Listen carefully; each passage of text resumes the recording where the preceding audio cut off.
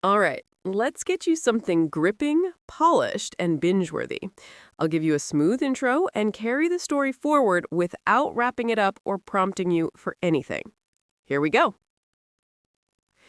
The night I left home felt like stepping off a cliff I'd convinced myself was a staircase.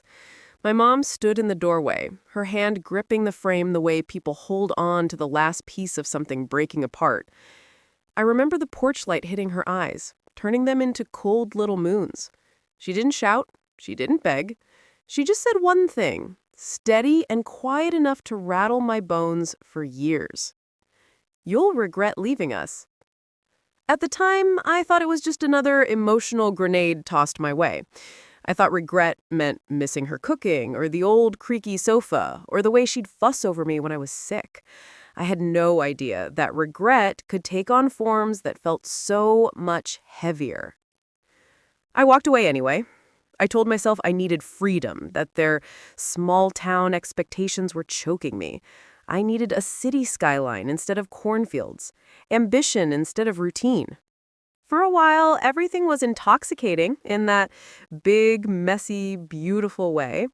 I got a job at a tech startup, slept in an apartment the size of a shoebox, but I felt like I was finally scripting my own life instead of living someone else's. I'd call home less and less until the silence became the default. Until last November. It was 2 in the morning when my phone buzzed on my nightstand. Unknown number. Normally, I'd ignore it, but something in me twitched. Instinct. Dread. Fate. The voice on the other end introduced herself as Nurse Hall from St. Mercy Hospital. Her tone had the softness people use when they're preparing to hand you something fragile. She said my mom had been admitted.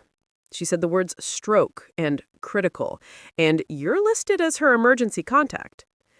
I heard them, but it felt like someone else was supposed to respond. I booked the earliest bus home because all the flights were full. The 8-hour ride was a blur of regret swallowing me whole. I kept hearing her voice in my head, "You'll regret leaving us," just looping like a punishment. I kept imagining her lying there, still and quiet, without enough time left for me to say anything that could undo the last few years. When I stepped into her hospital room, the machines were louder than her breathing. My little sister, Avery, was sitting beside her bed, hands clasped so tight her knuckles were white. When she saw me, her expression flickered between relief and accusation. "You came," she whispered, like she genuinely wasn't sure I would. Mom's eyes were closed, her face pale in ways I didn't recognize. She looked smaller, like life had carved pieces out of her while I'd been busy building my new one. I felt a punch of guilt so sharp I had to steady myself on the wall. The doctor said she might wake up, that she might not, that the damage was unpredictable. I nodded like I understood, but the truth was my mind was spiraling. Every moment I ignored her calls, every holiday I skipped, every cold, clipped conversation echoed so loudly it felt like the room was filling with ghosts of my own choices. I stayed at the hospital for days. I barely slept. Avery and I took turns talking to Mom even though she wasn't responding. On the third evening, just after the sun dipped behind the parking lot, she finally stirred. Her fingers twitched, her eyelids fluttered. I felt this sudden surge of electricity shoot through me. But when her eyes opened, they didn't land on me. They landed on Avery. And the look she gave her was full of something raw. Fear. Avery leaned closer, brushing her hair gently. "It's okay, I'm here." Mom tried to speak, but the words were slurred, distorted. I stepped forward, offering a small smile. "Hey, Mom, I'm here too." She turned her head slowly, like it weighed 100 pounds. And when her eyes met mine, something in her face tightened. Not anger, not relief. Something else, something I didn't understand. Avery stiffened beside her. "Mom, it's okay, it's just..." Mom shook her head, weak but deliberate, and then her hand lifted a fraction of an inch as if she was pointing. Her voice rasped out 3 broken words. "Not him. Safe." Avery inhaled sharply. My heartbeat punched against my ribs. I looked between them, confused, waiting for an explanation that never came. Because before I could ask, an alarm on one of the monitors shrieked, and nurses rushed in, pushing us aside in a blur of scrubs and orders. I felt Avery grab my arm, her nails digging into my sleeve. She whispered, "We need to talk. There's something you don't know about why she said that. Something about when you left, and you're not going to like it." She pulled me toward the hallway, her hand shaking. I followed, my pulse thundering, because whatever she was about to tell me, I could feel it. My mom was right. I did regret leaving. But the reason had nothing to do with missing home. It had everything to do with the secret my family had been keeping from me. A secret that started the night I walked out and apparently never stopped following me. She stared at me like she was looking through a stranger, not her daughter. For a second, I wondered if coming back was a mistake. But then she shifted, stepping aside, and I caught the faint tremble in her fingers. That's when I realized she was afraid. Not of me, but of what my return might uncover. I walked in quietly, my suitcase wheels rattling against the old tiles. The house smelled the same, a strange blend of camphor, rose soaps, and something cooking too long on the stove. It always felt like stepping into a time capsule, one I'd spent years trying to break out of. And yet here I was, running back to it, as if it was the only safe place left. My mother wasn't a cruel woman, not intentionally. She was controlling, sharp-tongued, and painfully proud. But she believed all of it was love. She believed she was protecting me the same way a cage protects a bird from the sky. When I left for college, she said I was making the biggest mistake of my life. "You'll regret leaving us," she had warned. Not cried, warned. Like a prophecy she was confident would come true. And maybe she was right. I did regret leaving, just not for the reason she imagined. She led me to the kitchen without speaking, and I followed, feeling the tension wrap around us like a tightened rope. My father sat at the table, newspaper open, but clearly unread. His eyes lifted when I entered, softening with relief. He smiled first. He always did. "You're home," he said, simply, the words landing softly, like a blanket placed over cold shoulders. I nodded, throat tight. "Just for a while." My mother's jaw twitched at that. "Of course, you always leave eventually." I pretended not to hear it, sitting down as she poured tea into the chipped cups that had been here since my childhood. Her hands were quick but unsteady. She kept glancing at me, as if expecting me to break into pieces right there. The truth was, I already had. For weeks, I'd been unraveling, thread by thread, until I finally recognized the terrifying truth. I needed help.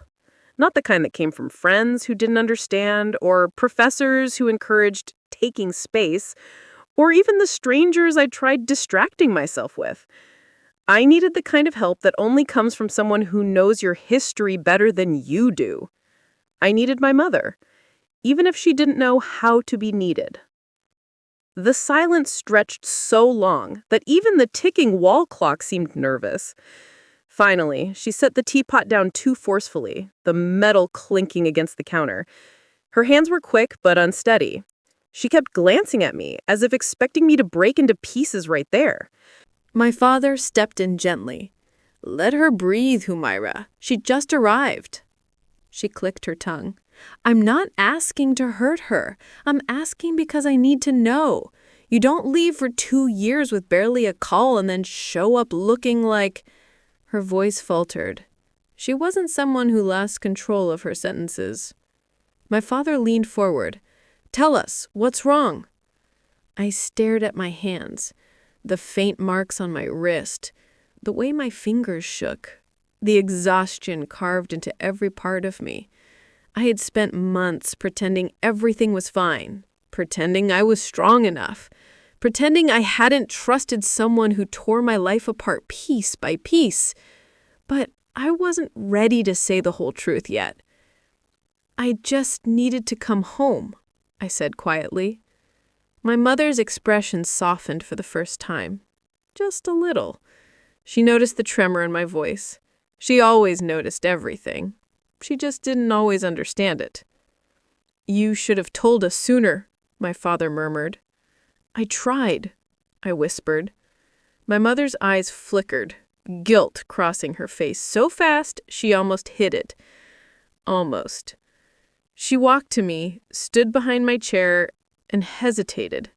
My mother never hesitated with anything. Then she placed her hand on my shoulder, not gently, but firmly, grounding me the same way she used to when I had nightmares as a child, and she would grip my shoulder until reality returned. Whatever it is, she said, her voice low, you're safe here. Safe. It was such a simple word, but it cracked something inside me. I stayed in my old room that night, staring at the ceiling, listening to the distant hum of the neighborhood generator. The posters were gone, replaced by a neat, sterile emptiness. My mother must have cleaned it after I left, erasing any trace of the girl who'd slept there. Maybe she thought I would never return. Around midnight, I heard a soft knock. My father's voice. Are you awake? I sat up. Yeah. He entered quietly, closing the door behind him. He didn't ask questions the way my mother did. He waited for me to speak, patient and calm. I know something happened, and I know you're not ready to talk about it, but you're not alone. My throat tightened. I should have come sooner. You came when you could. That's enough. I wish I could believe that. He was about to leave when he paused. She wasn't angry today, you know. She was scared, the same way she was scared when you left. She never said it, but she cried for weeks. I blinked. She did? He smiled sadly. Your mother's heart is louder than her words. You just have to listen differently. When he left, I lay down, staring into the dark, and for the first time in months, sleep found me before sunrise. I woke to voices downstairs, my mother shouting, pots clanging, my father confused. I rushed down, heart pounding, and what I saw made my pulse freeze. My mother stood at the kitchen counter, hands pressed firmly against it, breathing hard, her face pale. My father held her shoulders, trying to steady her. She looked at me, eyes wide, frantic, and whispered, Don't leave. Not now. Something was very wrong, and in that moment, I realized maybe I hadn't come home just to be healed.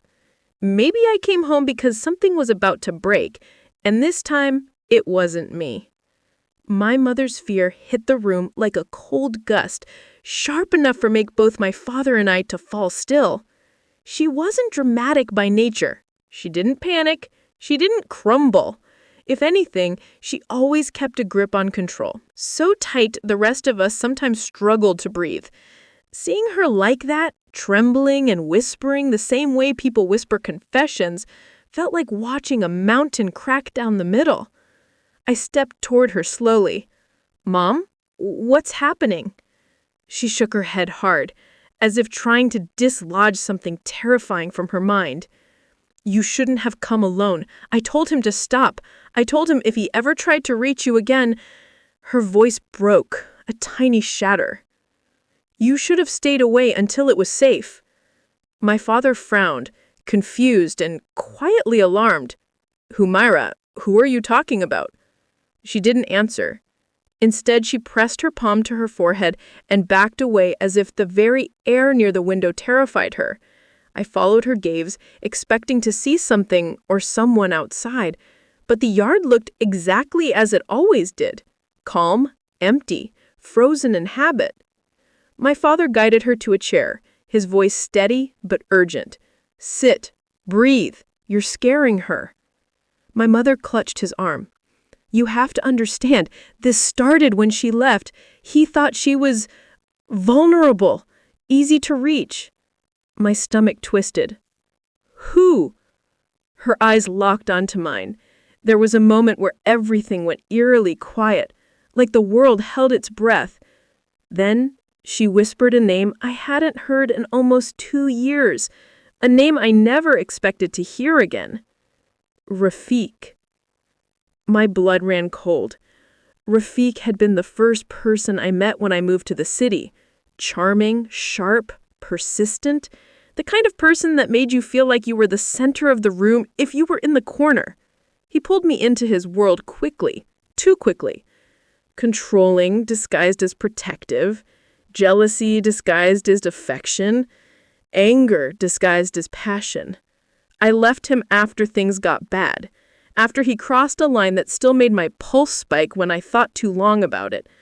I blocked him, changed my number, begged HR at work to move me to another team where he couldn't find me. For a while, it worked. Or I thought it did. "How do you know that name?" I asked, my voice barely a whisper. My mother looked at me as if she'd been waiting for that question for 2 long years. "Because he called this house, again and again. He begged to know where you were. He said he made a mistake, that he needed you back. When I refused to give him anything, he threatened me." I stared at her, stunned. "Why didn't you tell me?" She let out a bitter, broken laugh. "What would you have done? You were already running from him, and I thought if I told you, maybe you'd run somewhere even farther away, somewhere we couldn't reach either." My father shook his head, horrified. "You kept this from me?" She looked at him, tears gathering in her eyes. I didn't want to scare her more than she already was. I sank into a chair, my legs suddenly weak. The old tiles felt colder than they had an hour ago. "Mom, he hasn't contacted me in months." Her gaze sharpened. "Are you sure?" I blocked everything. My number, my email, socials. She leaned forward, gripping the edge of the table. "People like him don't stop. They wait." My father stepped between us protectively, though from what, he didn't even know yet. Rafiq doesn't know she's here. He doesn't know where she lives now. My mother hesitated. And that hesitation sliced. My heart dropped. "Mom, what aren't you saying?" Her eyes flicked to the front door. My father spun around instantly, scanning the entrance. The light from outside flickered across the floor, rhythmic and strange. She swallowed hard. "He called again, 6 days ago. He said he found out you left your job. He said he knows you're not in the city anymore. He asked if I'd tell him when you came home." Her voice trembled. "I told him no. I told him never. But he just laughed and said, 'I always know where she goes.'" My breath hitched sharp and painful. "And why didn't you tell me this the moment I walked in?" I demanded, my voice louder than I meant. "Because," she whispered, "I didn't want to believe he was truly coming." Silence swallowed the room. My pulse hammered in my ears as the pieces clicked together in ways I didn't want them to. The strange number that called me at 5 in the morning last week. The guy I thought I saw across the street from my workplace. The feeling of being watched at the bus station. I'd convinced myself it was paranoia. Just leftover fear. Healing scars. My father locked the front door instinctively, checking the latch twice. "We're going to the police today." My mother shook her head again, a small, haunting movement. "No, they won't help. They didn't help last time." "What do you mean?" I whispered. She looked at me, guilt carving deep lines into her face. "Because he already came here once, last year. He stood outside the gate and asked the neighbors if they'd seen you. And when I told the police, they said they couldn't do anything unless he hurt someone." My father's fists clenched at his sides. "Why didn't you tell me he came here?" "Because," she whispered, voice breaking, "because I knew you'd go looking for him, and I've already almost lost one of you." The weight of her fear settled on my chest, pressing down slowly. I walked to the window and peeked out through a narrow gap in the curtain. The street outside looked painfully normal. A vendor pushing a cart, kids kicking a ball, a motorbike passing lazily. nothing out of place. But I couldn't shake the sinking feeling that someone could be watching without being seen. When I turned back, my mother was staring at me with a kind of desperate tenderness I hadn't seen since childhood. "You'll regret leaving us," she whispered again. "Not because you broke our hearts, but because you didn't know what followed you when you walked away." My father placed a hand on her shoulder to calm her, but she kept her eyes fixed on me.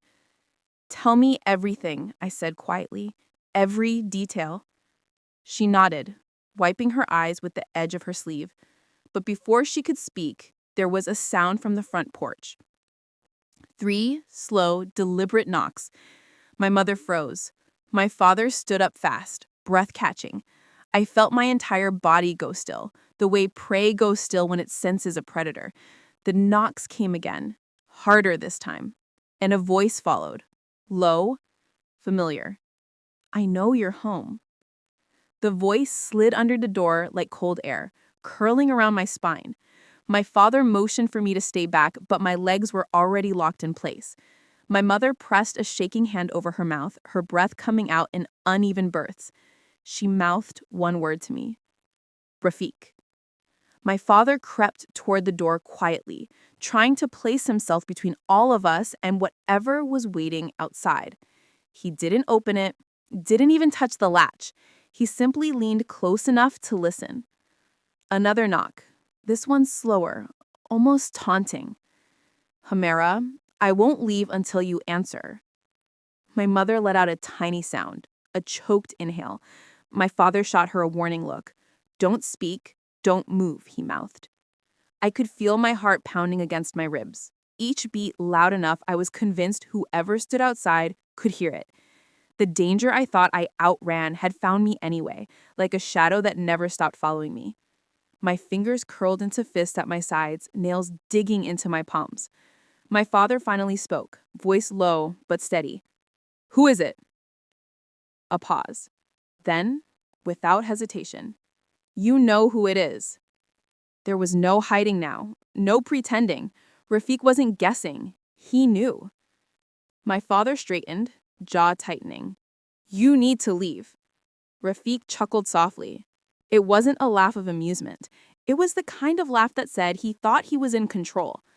"I came here for her. She and I have unfinished business."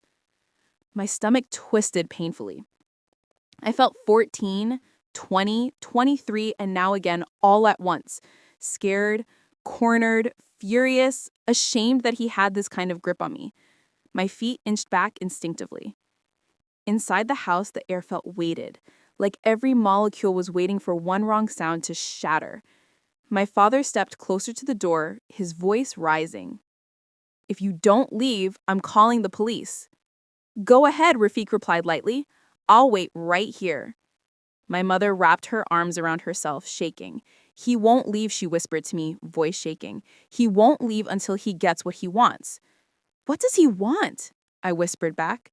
"You," she said simply. I swallowed hard, bile rising in my throat.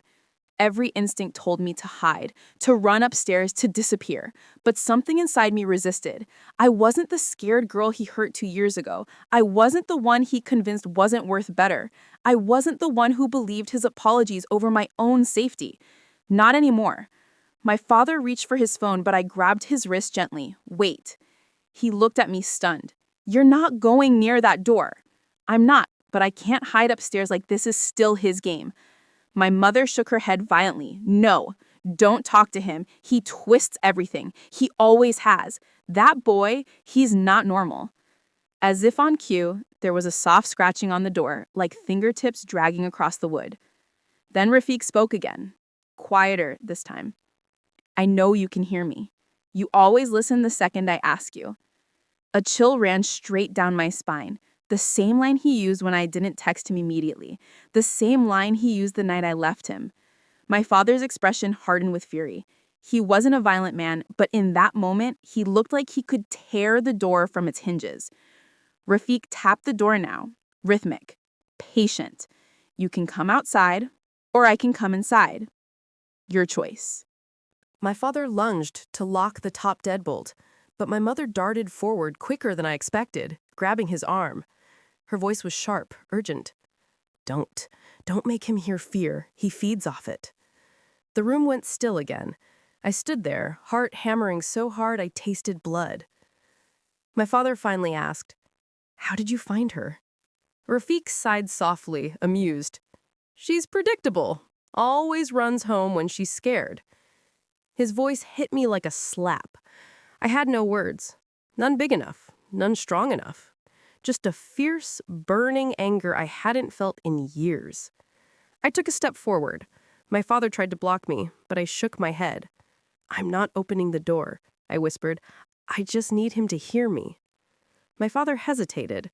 My mother looked like she was on the verge of begging me not to speak.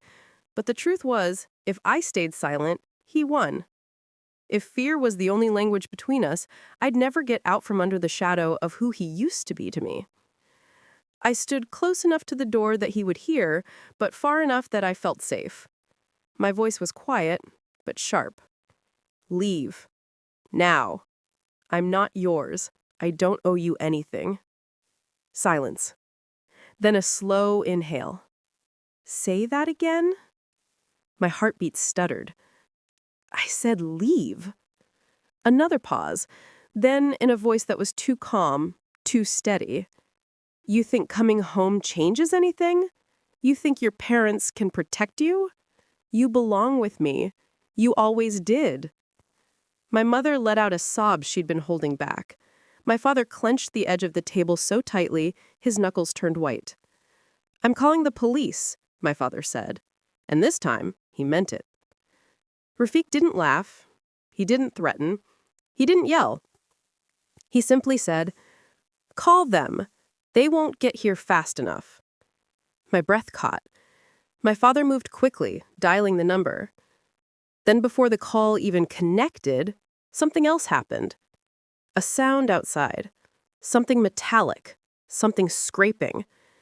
My mother's eyes widened in horror. "He's trying to break the lock!" I rushed backward instinctively. My father grabbed a heavy metal rod from the corner. My mother reached for me with both hands.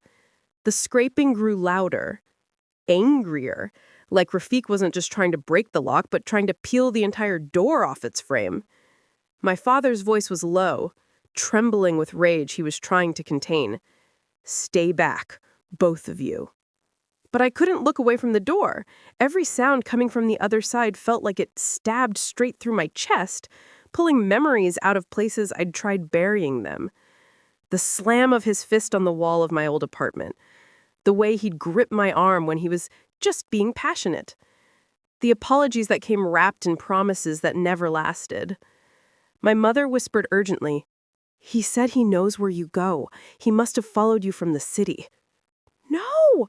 I said, but my voice cracked in the middle. "I didn't see anyone. I didn't—" But the truth wormed its way in anyway. The eyes I thought were watching me at the bus station. That same blue motorcycle that passed my street twice before I left. The footsteps behind me the night I stopped at the grocery store near my apartment. Maybe it wasn't paranoia. Maybe it was him. The metal of the lock rattled violently, shaking the door in its frame. My father shouted through the wood, "Leave before I hurt you." Rafik didn't even pause. "You won't. You're a gentleman. She told me that." My blood went cold. I hadn't spoken to Rafik about my father in years. Not since the beginning, when he was still pretending to care about who I came from. "You're wasting your time," my father yelled through the wood. "The police are on their way." Rafik chuckled, breathy and calm. "I saw your call. You hung up too quickly. You think I don't know this area? They'll take at least 10 minutes. 10 minutes. My mother squeezed my wrist harder. "He must have hacked your phone, or cloned it, something. He always knew too much even back then." The sounds outside suddenly stopped. Completely. No scraping, no rattling, no tapping. Nothing but silence thick enough to choke on. My father froze, raising the metal rod higher. "Humera, get her to the back, now." Before we could move, a soft, deliberate knock came from the window. The living room window. the one behind us. We spun around as one. My breath lodged in my throat. A shadow stood outside, tall, still, watching through the thin curtain. My mother let out a tiny gasp. Then his voice drifted through the glass, almost gentle. "Why are you running from me? I only want to talk." My father grabbed my arm and shoved me behind him. "Get away from the window," he barked. "I'm not here to hurt anyone," Rafik said. "But she owes me an explanation. She left without saying goodbye." "Goodbye?" I repeated under my breath, horrified. "After everything he did?" My mother's voice shook. People like him, they rewrite the story in their own heads. The window handle clicked softly. My father lunged forward and slammed his hand against the frame, holding it shut. Rafik's voice dropped to a whisper so intimate it felt like warm breath against my neck. "Let me in. I just want to see her."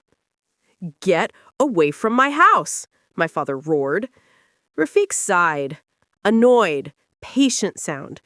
"You're making this harder than it needs to be. If she comes out, I'll leave peacefully. If she doesn't," he trailed off and flicked something against the glass. A key. A shiny silver key. My heart stopped.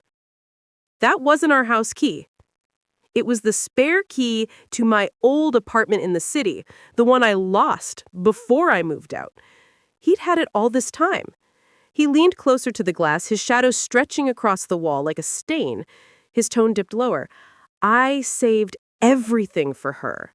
Every key, every message, every photo, every promise." My legs shook so hard I had to grip the back of a chair to stay upright.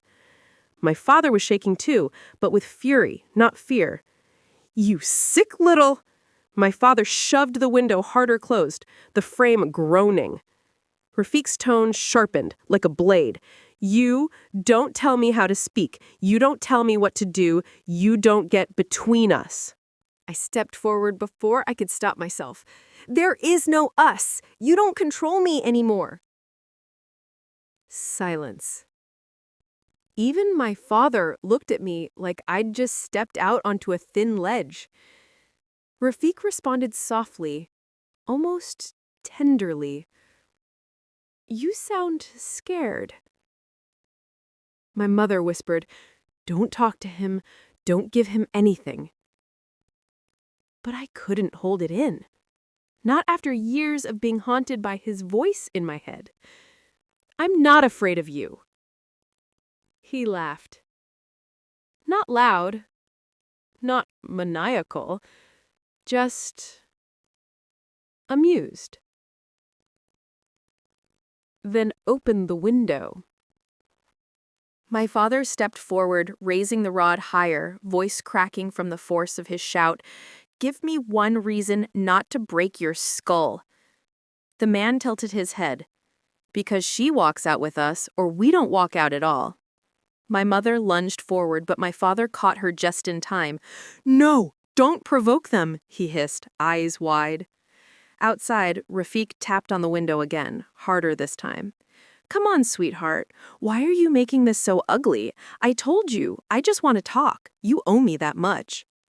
"I don't owe you anything," I yelled back before I could stop myself, my voice bursting out like it tore through a barricade I'd held up for years. Rafik's shadow shifted. His tone turned cold. "That's not what you used to say." My hands shook violently. I stepped back, but the hallway men stepped forward at the same time, blocking the path to the back door. My father swung the rod at the nearest intruder, but the man jerked back just in time, the rod slamming into the wall with a heavy crack. The sound echoed through the house. The second intruder lifted his hands in mock surrender. "Easy, old man. We're not trying to hurt you. She just left without saying goodbye. He deserves closure." Closure. The same word Rafik used the night I broke up with him. My father lifted the rod again. "You're not taking her anywhere." One of the men let out a sigh, like this was all an inconvenience. "This would be easier if you didn't make a scene." My mother stepped in front of me again, arms spread as if her small frame could shield me from grown men. over my dead body will you lay a hand on my daughter?" The man smirked. "That can be arranged." And that was when something in my father snapped. He lunged forward with a roar I'd never heard come from him, swinging the rod with every ounce of strength he had. The intruder dodged. The second grabbed my father's arm. My mother screamed. I rushed forward instinctively, grabbing the man's sleeve, pulling, kicking, anything. Someone outside pounded on the main door now. Rafiq's voice rose, annoyed. "Don't hurt him! I said no one touches him until I get her." Everything moved at once. My father struggled against the man restraining him. The second intruder grabbed my wrist. I screamed, twisting away. My mother clawed at the man's arm, nails digging into his skin. He hissed and shoved her. She fell hard. Too hard. Her body hit the tiled floor with a crack that silenced the whole house. "Mom!" I cried, dropping beside her. Her eyes fluttered. Her breath faltered. The intruders froze in shock. My father let out a sound that didn't sound human at all, raw and devastated. He lunged again, swinging the rod blindly, and for the first time, Rafiq's voice dropped the pretense of calm. "What happened? What did you do? Answer me!" The men stepped back, suddenly unsure. I held my mother's face in my hands. "Mom, look at me, please." Her fingers twitched against mine. Then she whispered, barely audible, "Run." The intruder nearest me recovered and reached down fast, grabbing my arm with so much force I cried out. My father swung wildly, shouting my name. My mother tried to rise, failed, rasped, "Go, go." The man dragging me toward the hallway muttered, "We're leaving now. Move." I twisted, kicked, clawed. "Let me go!" Rafiq was yelling outside, slamming his fists on the window. "Don't hurt him. I said no one touches him until I get her." My father's voice broke as he fought to reach me. "No, you're not taking her." But the hallway was closing around us, and my mother's last word kept echoing in my head as the man pulled me away. "Run, run, run." I dug my heels into the floor hard enough to burn, but the man yanked me forward so violently my shoulder almost popped. The hallway lights flickered overhead as he dragged me, my screams bouncing off the narrow walls like they were trapped with me. My father's footsteps thundered behind me. I could hear him swinging the iron rod again and again, each impact louder than the last. Metal, hitting drywall, maybe hitting someone, maybe missing. The sound blurred with my mother's fading groans from the living room, and something inside me cracked in a way I knew would never fully heal. The intruder shoved me toward the back door. "Hurry up to the other man." "She's not cooperating." I twisted my body so sharply my legs nearly folded under me, but I managed to slam my heel into his shin. He swore, losing his grip just enough for me to wrench my arm free. I bolted down the hallway, but I barely made it 3 steps before a hand clamped around the back of my shirt and yanked me back so hard my breath ripped out of me in a painful gasp. "Stop running," he growled. But I couldn't. Running was the only thing my body understood. My mother's voice was still ringing in my skull like a bell struck too hard. The other man reached for me, but before he could grab me, my father barreled into him with the iron rod raised like he was wielding a sword. The blow landed square on the intruder's shoulder. He howled, collapsing sideways. My father didn't stop. He brought the rod down again, wild and desperate, every hit fueled by terror and fury. The other intruder lunged at my father, tackling him against the wall. The rod clattered to the ground. My father struggled, roaring, but he was older, outmatched, exhausted. His legs gave away for a moment, and the man used the opportunity to pin him. "Grab her!" he shouted to the one on the floor. I scrambled backward. But the injured man was still fast enough. He snatched my ankle, dragging me across the cold floor tiles. My nails scraped uselessly against the ground. The front window shattered with a deafening crash. Rafiq had climbed through. I felt his presence before I saw him, the way the air shifted, the sudden cold washing down my spine. Pure dread. He stepped into the hallway with a calmness so sinister it made my stomach twist. Glass crunched under his shoes. His eyes were locked on me like I was prey that finally stopped running. "You're making this so difficult," he said quietly, almost disappointed. I kicked at the man holding my leg, but he tightened his grip and pulled harder. My hip hit the ground with a jolt of pain. Rafik crouched in front of me, his face inches from mine, his smile slow and familiar in the worst way. "There you are," he murmured. "I told you we needed to talk." I spat in his direction. I didn't plan to. My body just did it. His jaw snapped tight. For a split second, the mask slipped, the charming, composed exterior replaced with something darker, colder. He grabbed my chin and squeezed hard enough to bruise. "You still think you can talk to me like that?" he hissed. My father's shout rattled the walls. "Get your hands off her!" Rafik didn't even turn. "Hold him." The intruder pinning my father pressed him harder into the wall, twisting his wrist behind him. My father groaned in pain. Rafik leaned closer. "Your family can't protect you." I glared at him, trying not to shake. "Maybe not, but I can protect myself." He smirked. "No, you can't." He reached for my arm, and then a sound tore through the hallway that none of us expected. A siren. Very close, filling the night like a knife slicing through the chaos. All four men froze for a heartbeat. Even my father, struggling, paused. The injured intruder's grip on my ankle loosened instinctively. Rafik's eyes darkened. "Who called them?" My father grinned through the pain. "Your mistake was breaking the window." Rafik cursed under his breath. He snapped his fingers at the intruders. "Move, we're taking her now." The man lunged at me again, but adrenaline surged through me like a second heartbeat. I kicked the injured man square in the chest, sending him stumbling. I grabbed the iron rod from the floor. My hands shook violently, but I raised it anyway. Rafik stepped toward me. "Put that down." "No." "You're not going to hit me. You never could." He took another step. I swung. The rod connected with his forearm, not hard enough to break bone, but enough to make him recoil and swear. Everything erupted at once. The siren sound grew louder. Tires screeched outside. Flashing lights danced across the living room walls. The intruders panicked. One bolted toward the kitchen. The other grabbed Rafik's arm. "Let's go, now." Rafik resisted, his eyes still on me, burning with something venomous and personal. Not without her. "You want to get caught?" Footsteps thundered on the front porch. Voices shouted. Commands boomed. The intruders shoved Rafik toward the back door. For a moment, he dug in his heels, refusing to leave. Then reality snapped into him. They dragged him out into the darkness, disappearing through the backyard just as the police kicked open the front door. Officers stormed inside with flashlights and drawn weapons. I dropped the iron rod. My knees gave out. My father caught me before I hit the ground, pulling me into his arms, shaking as hard as I was. Behind us, my mother was lying on her side, barely conscious. The officers spread through the house, shouting commands, clearing rooms, checking windows, checking corners.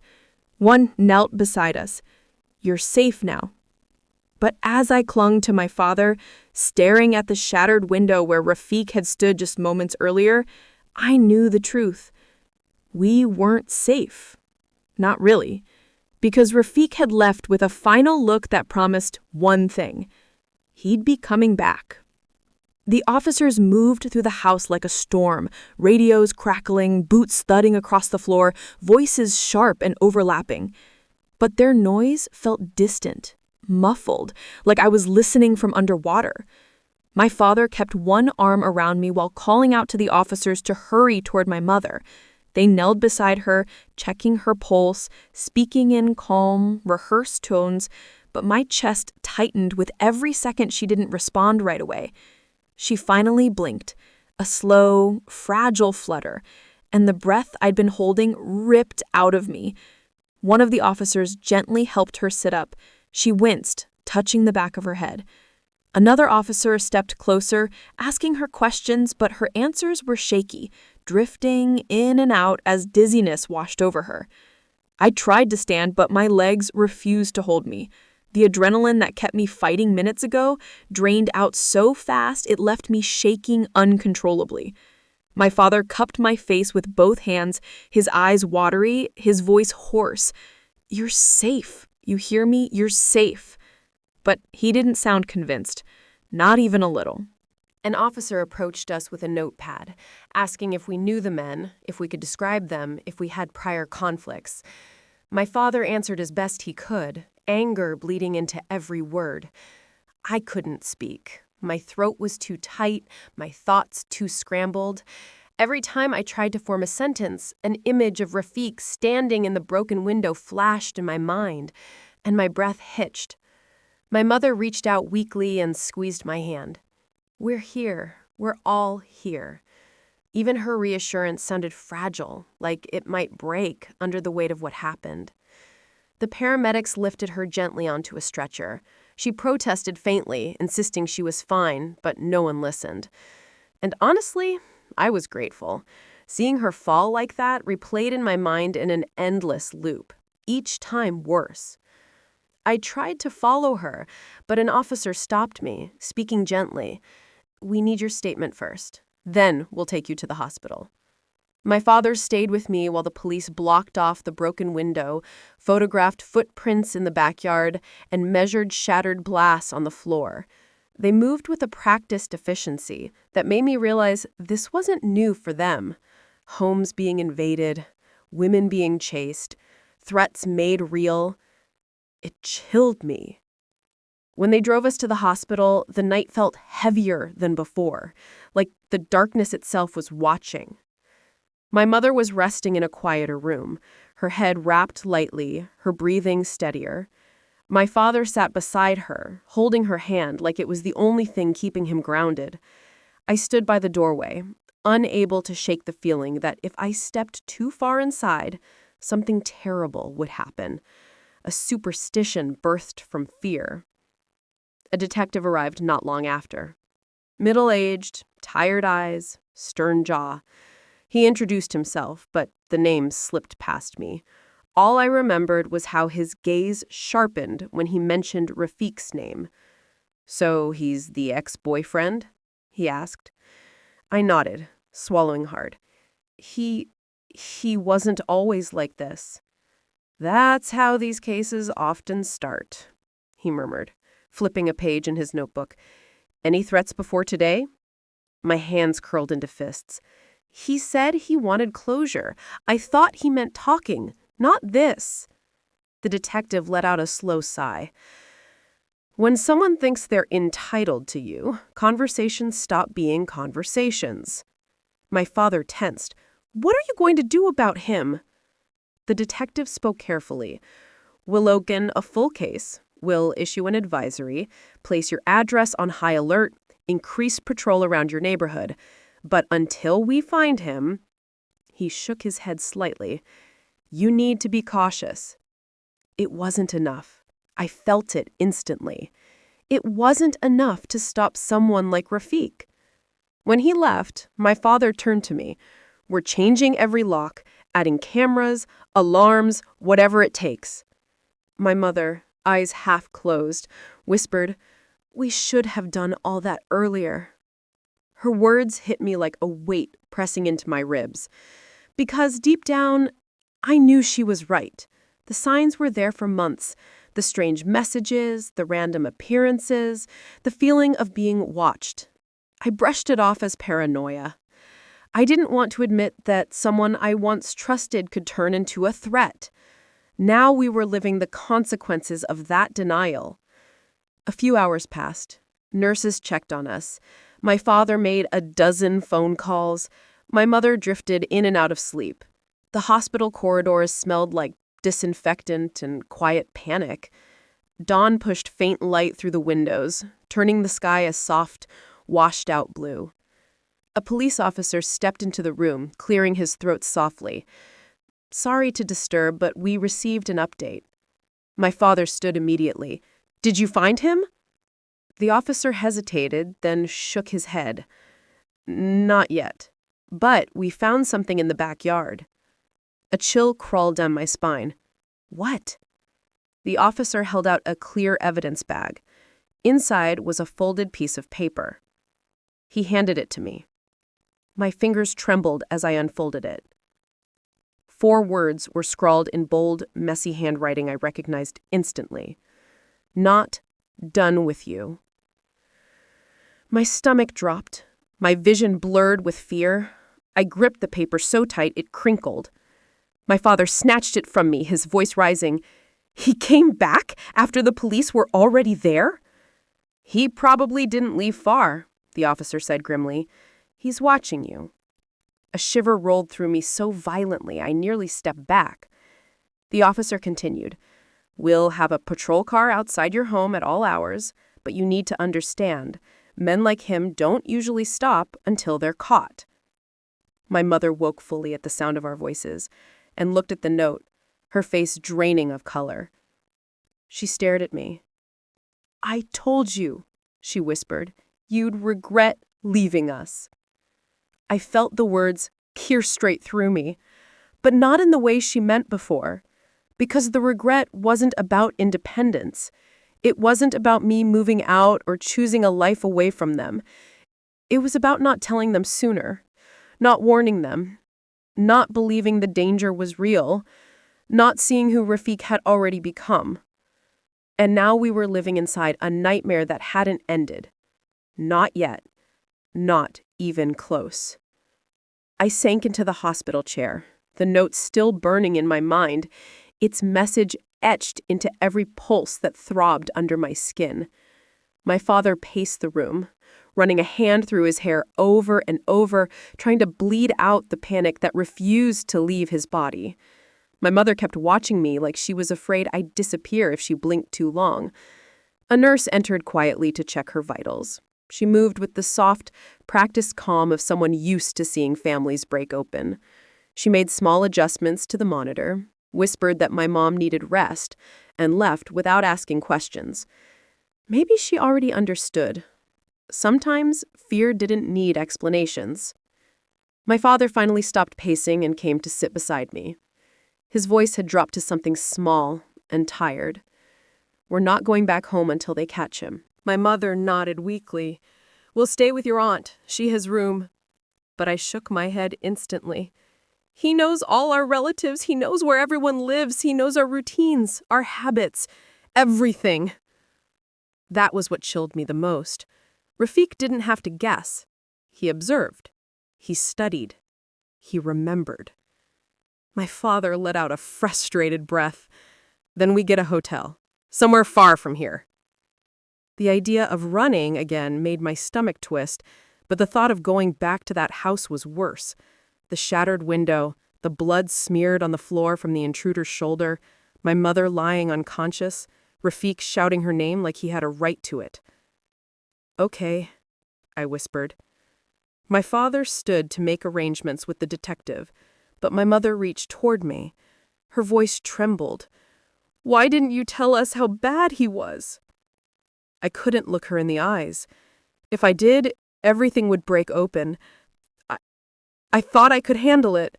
I thought he'd move on. You don't understand men like him, she whispered, a tear sliding down her cheek. They don't let go. They think losing control is worse than death. I pressed my lips together, forcing back the burning in my throat. My father returned a moment later, saying the police would escort us out the back once the doctor signed my mom's discharge papers. He looked at me again. The fear in his eyes wasn't just fear of Rafiq. It was fear of losing me. We're sticking together. No one is going anywhere alone, not for a single minute. We left the hospital through a quiet corridor meant for emergencies and sensitive cases. 2 officers walked with us, scanning every corner, every doorway, every shadow. And I caught myself doing the same. My heart lurched every time a figure moved at the edge of my vision. My skin crawled with the sense that eyes were on me, even when logic said otherwise. When we stepped outside, early morning had washed the city in a dull gray light. Nothing looked threatening. Birds chirped across the parking lot. Cars hummed on the main road. Somewhere, a bakery opened its doors and released the warm smell of bread into the air. Normal life moved forward like nothing had happened, but I could feel the crack in mine widening. We were escorted into an unmarked police car. The ride to the hotel felt endless. My father stared out the front window as though Rafiq would materialize from thin air.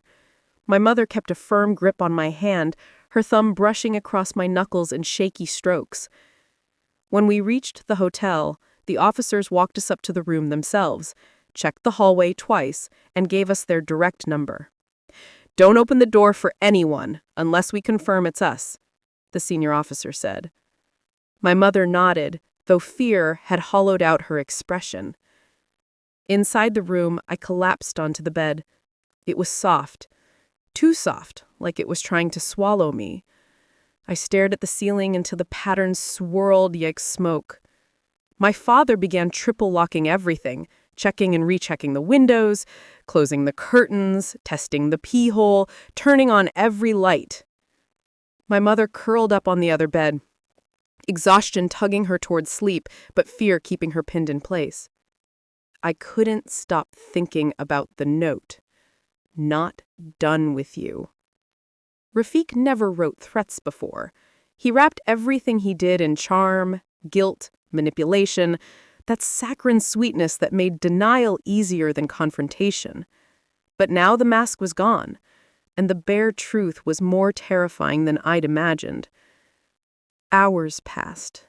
My father finally sat down, but he didn't rest. He just stared straight ahead, eyes sharp and unblinking. My mother drifted in and out of sleep, her breathing uneven. I got up to use the bathroom, splashing cold water on my face. When I looked up, I barely recognized myself. Dark circles, pale skin, fear clinging to me like it lived in my pores. A soft buzz startled me. My phone. I didn't bring it. The police still had it for evidence. My pulse hammered against my ribs as I stepped back into the room. The buzzing continued, a vibration against the table. A phone. My father's phone. He was across the room checking the pee hole again, so he didn't hear it. My stomach sank when I saw the number on the screen. Blocked. I picked it up with shaking fingers. Each ring felt louder than the last. I didn't mean to answer, but something inside me pushed the button. I lifted the phone to my ear, breath trembling.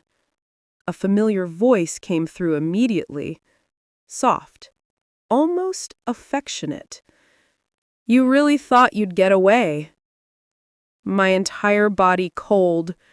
He laughed quietly, the sound brushing against my skin like ice. "Don't worry. I'll see you soon."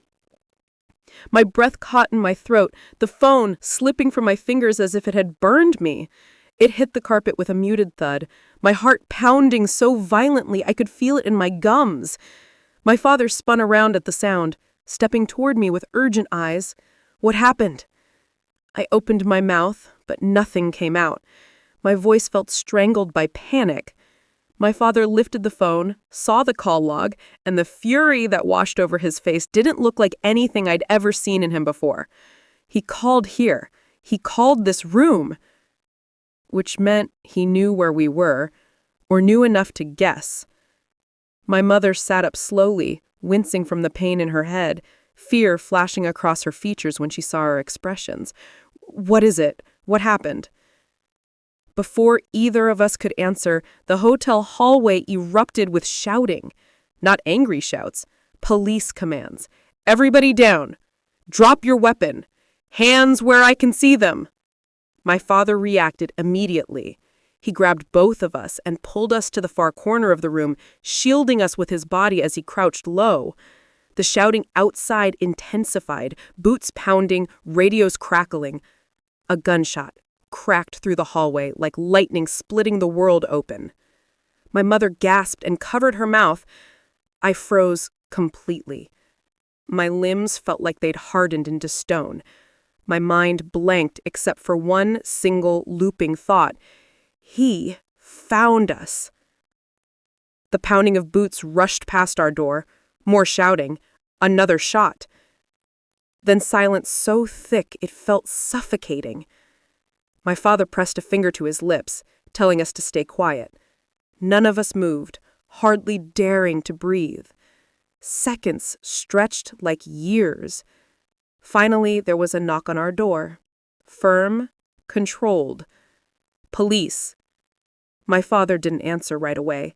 He checked the pee-hole first, his hand white-knuckled on the knob. Only after he saw the uniform, the badge, the gun still drawn, did he unlock it slowly. 2 officers swept into our room, scanning every corner, rifles raised, movements sharp and efficient. "You're safe," the lead officer said, lowering his weapon. "We have him." I didn't react at first. The words didn't register, couldn't register. My mother sat up slowly, wincing from the pain in her head, fear flashing across her faces when she saw our expressions. "Him? You mean Rafiq?" The officer nodded. "He came to the hotel. He was armed. He tried to force his way toward the stairwell when our team approached. We pursued him down the hall. He refused to drop his weapon. We had to neutralize him." Neutralize. Such a clean, cold word for someone who had torn my life apart piece by piece. I didn't know what I was supposed to feel. Relief? Rage? Vindication? Grief for the version of him I once knew. Instead, I felt myself quietly unraveling, the tension inside me loosening in a slow, painful release. Tears slipped down without permission. My knees buckled, and I dropped into the nearest chair. My father was talking to the officers. My mother was whispering prayers of gratitude under her breath. But all I could hear was the detective's voice from the hospital echoing in my memory. Men like him don't stop until they're caught.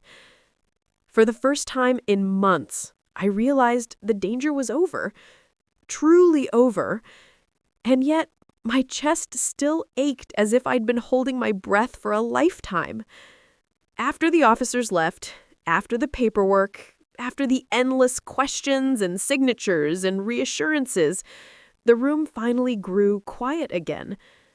Morning light had fully broken through the clouds, washing everything in pale gold. My mother lay back on the bed, breathing deeply for the first time all night. My father sank into a chair, rubbing his face with both hands, exhaustion overwhelming every muscle. I walked to the window and pulled the curtain aside. The city outside moved like it always had. Cars, pedestrians, vendors rolling carts, life continuing without pause. It felt surreal to stand here and realize that my nightmare had ended in the same world where people were just going about their mornings. My mother spoke softly from behind me. "Come sit with us." I turned. Her eyes were warm, despite the fear that still lingered there. My father reached out his hand for mine. For a moment, I hesitated, guilt prickling in my chest like needles. "Mom, Dad, I'm so sorry," I whispered, voice cracking. "I should have listened. I should have told you sooner. I should have never let him get this far." My mother shook her head. "No, the one who should be ashamed was him, not you, never you." My father pulled me close and hugged me with a strength that steadied the shaking in my bones. "You're here. That's what matters." And for the first time since the nightmare began, I let myself believe it. Later, when the sun fully rose and we sat together in that cramped hotel room, none of us spoke about the fear, or the what-ifs, or the ways things could have gone wrong. We didn't need to. There was enough silence between us to hold all of it. My mother squeezed my hand. "You know, that day you left, when I said you'd regret it," her voice softened. "I didn't mean it like this." I smiled faintly, brushing away a tear. "I know." She leaned her head on my shoulder. "Your regret isn't for leaving. It's for thinking you had to face life alone." I inhaled slowly, letting her words settle into the cracks inside me. This time, I wasn't running. I wasn't hiding. I wasn't looking over my shoulder. For the first time, I felt something I hadn't felt in so long that I almost didn't recognize it. Safety.